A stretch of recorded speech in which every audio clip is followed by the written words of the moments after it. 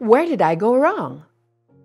If you are familiar with the song, Tell Me ng Side A, it's about a lover questioning himself or herself kung saan siya nagkamali that resulted sa breakup nila ng kanyang karelasyon. Some of us are like that. We tend to question ourselves after a bitter breakup, a failed promotion, a family separation, and many more heartbreaking situations in life. Gusto nating malaman kung saan at kung sino ang nagkamali sa sitwasyon because we have this need to justify our actions.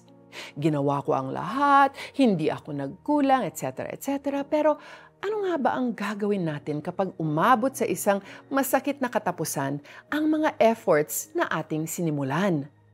We move on. Because there is still tomorrow. Because there is hope. Kagaya ng sinabi sa Lamentations 3 verses 22 to 23, Pag-ibig mo, Yahweh, ay hindi nagmamaliw. Kahabagan mo'y walang kapantay. Ito ay laging sariwa bawat umaga. Katapatan mo'y napakadakila. We can move on by believing that Jesus Christ died on the cross to save us from our own mistakes. Tayo ay napapawalang sala by grace through faith in the Lord Jesus.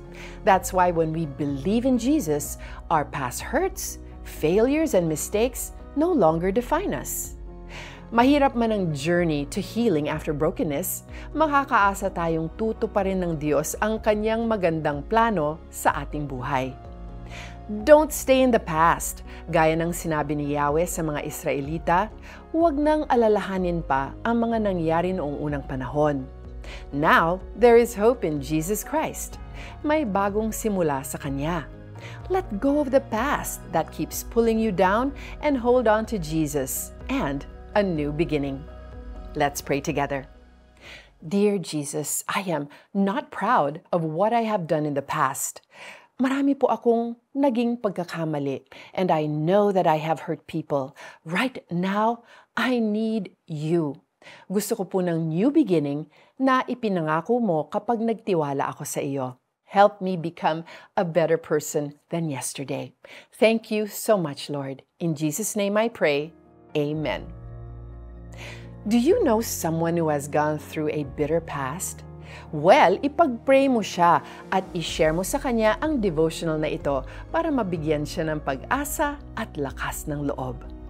Ito ang sabi niya, ilibing mo na sa limot at huwag nang alalahanin pa ang mga nangyari noong unang panahon. Isaiah 43 verse 18. I'm Joyce Burton Titular and I hope you are blessed by today's Tanglao devotion to God.